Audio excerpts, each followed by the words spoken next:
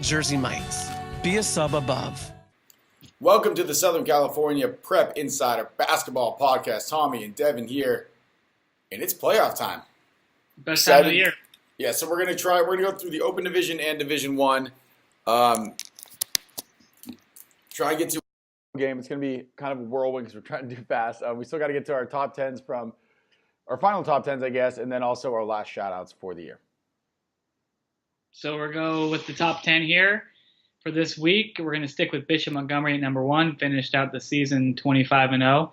Little scare from Cantwell again on the second time around, but they took control in the fourth quarter of that game and finished the regular season undefeated. Number 2, Etowanda, won the Baseline League. 3, Rancho Christian. 4, Sierra Canyon. 5, Mater Dei, another Trinity League championship for them. 6, Crespi, Mission League champs. 7, Santa Margarita. 8, St. John Bosco. 9, Oak Park. And 10, we're going to put Harvard Westlake in that spot. All right, there you go. There's the final 10 for what it's worth because you have the playoffs. The seeding kind of does itself in there anyway, but those are the final top 10. Now we'll go to our final shout-outs. I'm going to start really quickly. I've got Camarillo's Jaime Jaquez Jr. ends the regular season as the Southern Section leading scorer in points per game. It's 31 and some change there for him. He's only a junior, so he'll be back next year. Pomona, Ivan Richmond with 34 points and 25 points in their games last week. Corona Del Mar's Kevin Calbrine, 30 points, 12 rebounds against Woodbridge. Then I'm going to go out a little bit further. Ontario Christian's Nicholas Gibson, 16 points, 10 rebounds in their win over Woodcrest Christian. And Cornerstone Christian, yes, I'm calling out Cornerstone Christian's Thompson Dang with 22 points in their game last week. Cornerstone Christian, that's a deep one. I didn't even know that school existed. I'm pretty impressed by that one. My shout-outs for this week, we're going to start with Sam Barella at Newport Harbor. Junior guard, also the starting quarterback for the football team. He hit a game winner against Los Alamitos Friday. I was at that game, have some video on my Twitter account of that shot. That helped Newport Harbor earn a share of the Sunset League title with Edison. First Sunset League title for Newport Harbor since 2001. Next is Taj Reagans from Crespi. He had 29 points in that Mission League showdown with Harvard Westlake on Friday. That was in the second half absence of Brandon Williams, who went down with an injury. So it helped them get into the open field, and Taj Reagan's a huge performance when they needed it most. Next, we're going to go with Connor Haskell from Trabuco Hills. He had 16 points, which was a double of his season average in a win against Aliso Nagel that earned Trabuco a share of the South Coast League title. Next, we're going to go with Brendan Herrick from Esperanza. He had 33 points in an upset of Anaheim Canyon in the Crestview League. And Canyon had 2 losses to date before Herrick's huge performance on the road, no less. And Canyon has a crazy crowd over there. So big ups to Brendan there. And finally, Bryce Hamilton from Pasadena.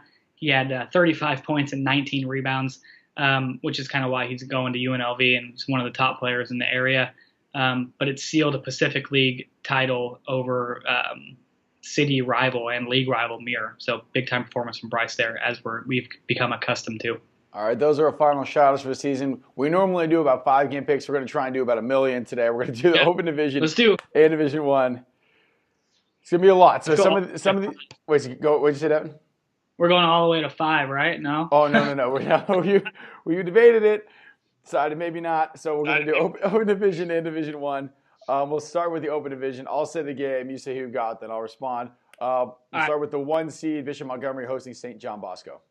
Bishop Montgomery, even though I think Bosco, if they hit some threes, it could be interesting. I'm going to stick with Montgomery too. I think they needed their wake-up call again with Sacred Heart. They got it again, so they'll be ready to go for the Open Division. Next, we have 5. They will play the winner of 5, Sierra Canyon at number 4, Rancho Christian. I'm going to go Sierra Canyon on the road. I think they kind of got hosed in the seeding process, but I'm going to go Sierra Canyon. I'm going to go with them too, and all the juniors being Kenyon Martin, Dwayne Washington, and Scottie Pippen, all there for Sierra Canyon. And by juniors, I mean last name, not necessarily great. Next, in the next part of the bracket, we have number 6 Crespi going to number 3 Mater Dei. This could be interesting if Brandon Williams is healthy and puts up, one of his big time scoring performances. It could go down to the wire, but I'm going to go with Mater Dei here. I'm taking upset again. I will take Crespi, the 6th seed, and finally they'll play the winner of number 7, Santa Margarita, traveling to number 2, Etiwanda.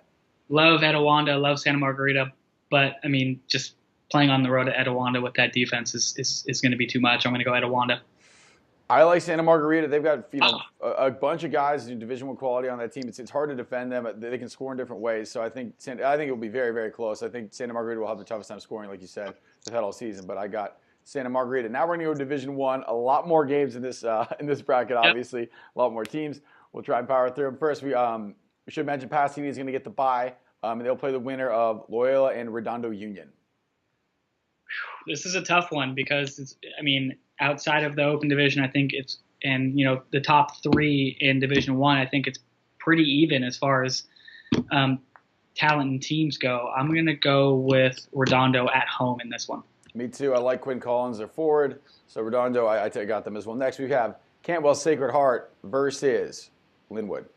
And Carl Lewis is a monster for Linwood. I mean, no one is as physically and naturally gifted as he is in the post and really any class. But I'm going to go Cantwell. I like their depth. I like Coach Margalit. He's doing a great job there in his first year. They play hard, good guard play. So I'm going to go with Cantwell. Yeah, we're being boring. I'm going to take Cantwell as well. Next, we have Damien traveling to Temecula Valley. Tough draw for Damien on the road in their first round game. But Cameron Shelton, Elijah McCullough, Malik Thomas, Austin Cook, Eric Hansick, just deep and talented. They score it well. So I'm going to go Damien. Man, dang, you're taking all my picks. I got Damien also. Next, we got Jay Sayre traveling to Villa Park. I love Julian Franklin, but I don't think Villa Park has enough to deal with Jay Sayre, with DJ Rodman, Joel Mensah, and JT Robinson. So Jay Sayre is my pick. Boring again. I got Jay Sayre as well. Next, they will play the winner of Peninsula at Roosevelt. Wanya Singleton's one of the most underrated guards in all of Southern California for Peninsula. He's very, very talented. But Roosevelt's really good. They're deep. They defend. Jared Williams is great. David Aqua's great. I'm going to go with Coach Singleton and Roosevelt. Boring again. I got Roosevelt too. Next, we got in another part of the bracket, we got La Mirada versus Rancho Verde. All right, here we go. I'm taking La Mirada in this game. We're doing. Oh, you had him too? No, I'm saying finally something different. All right, good. Okay, so love Rancho Verde. They defend. They hold teams, under 40 points regularly. Torrey Santonio is great. Brandon Baker's a fantastic coach. La Mirada's hot right now. Kind of an upstart team. Coach Randy Oroños is in his first year, and he had to kick off his 3 best players in like the second game of the season. But they've regrouped. Daniel Cabrera's great. Nick Colosi's solid. They execute. They make the extra pass. High IQ team. La Mirada. Rancho Verde. Finally, we disagree. They will play the winner of Heritage Christian traveling to Harvard Westlake. I like Heritage Christian. I think they're solid, but I don't think they're there just yet. I'm going to go Harvard Westlake here. Johnny Juzang, Mason Hooks, Spencer Hubbard, all those guys, Bryce Doughton. Just a little too much talent for Harvard Westlake here. Yeah, I'm going to take Westlake too, and I'm going to say Johnny Juzang's name just because he's one of my favorite names to say, so I just want to say it just for the heck of it. Good name, good player, good kid. Good all the way around. Okay, so moving on through the bracket, we've got Oak Park with a bye. They'll play the winner of Esperanza and Edison. I think Oak Park is going to end up playing Esperanza.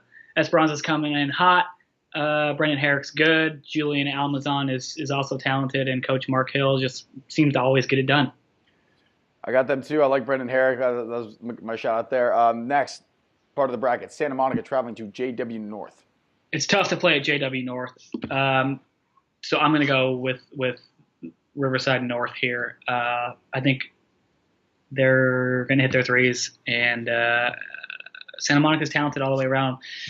Peyton Moore's good, really good, but I'm going to go with the home team here, JW North. Me too. I got North. Next, we have Sarah traveling to Long Beach Poly. This would be a great football game too. This would be a great football game, but it's going to be a great basketball game.